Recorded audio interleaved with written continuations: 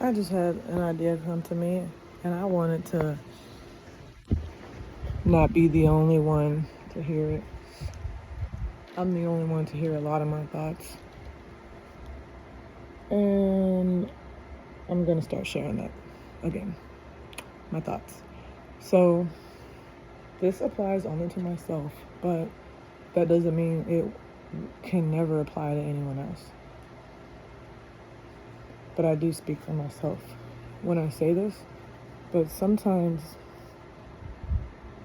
it's not about bad things happening to someone, or their karma is that they get into this horrible accident or freak accident. Like, it's not how it works.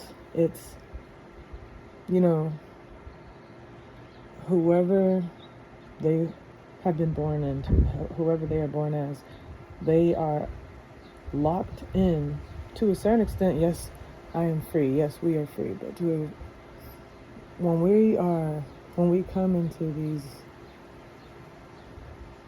when we start these lives, we are locked in.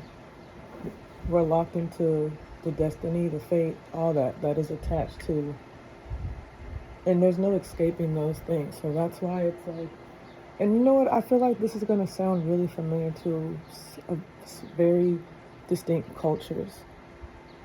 But for me, this is just something that came to me that I'm just now realizing. And so the karma, when these people do these things to the world, when they live in just distaste and just honorary behavior, and that's the energy that they output into the world on a regular basis, even if it's on a semi-regular basis, when they really make an energetic move, it's these actions, these honorary actions, that end up really being involved with that. And so their karma, not in a mean way, is that they were born as who they are. Their karma is that no matter what they do, there's a certain type of just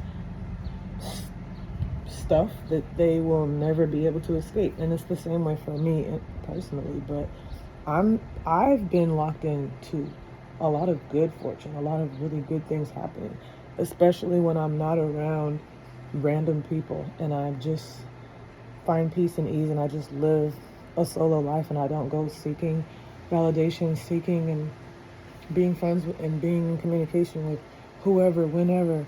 I don't care who it is. I just want to talk to somebody. I just want to do this. Like, I purposefully do not do that, like intentionally.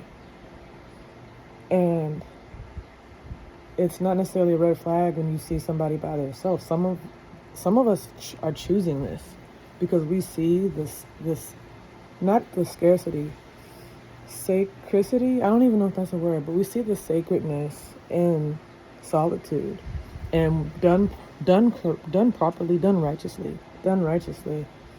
It's a really beautiful, profound thing that only someone living a truly solo life can ever experience. Like, you cannot get this. You can get tastes of it here and there when you're in a relationship, when you are always surrounded by people. But you can't, having this as a lifestyle is so rare. Like I said, it's not just about being solo. Some of us are solo because of things we've done. Some of us are solo because we're scared. Some of us are solo. There's all kinds of reasons. That's why I said doing it righteously, with intention, on purpose, makes a world of a difference. It's an entirely different way of life, and it's really special. And now I'm getting kind of off topic here, but bringing it back to what I was saying. Some of us are, when we're born, we're locked into like just divine destiny, divine protection, and anything that comes from us, whether it's children, whatever it is, creations, anything that you make or do, it is going to have that same essence, and that just passes down. It just creates this endless stream where that's just the destiny for this energy, anything that comes from it. And so if you're someone that's on the other side of that, or even in the middle somewhere, which is not really ideal, and because the thing is, you can pick You can choose now. But when the karmic thing, I mean, the unfortunate thing is that because it's karmic, because you're born into whatever this is, if you are someone who's born into the not so great side of things, it's because it's karmic. It's all karmic. And at some point, you're one of these lives, one of these infinite lives, you have to decide, okay, I'm not even going to live like that anymore. And that's when you can change your destiny. Some things are fate, some things are truly locked in, but you can change your freaking destiny. That doesn't have to be your eternity. That could just be this life.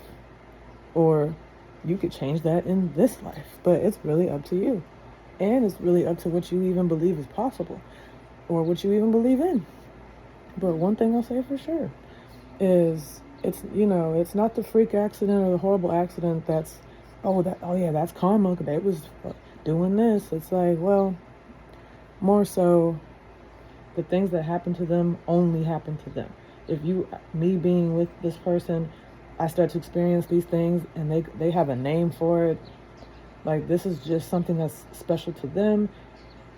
This is just them. This is their life. That's why when you detach from these people, things kind of eventually go back to whatever they were before.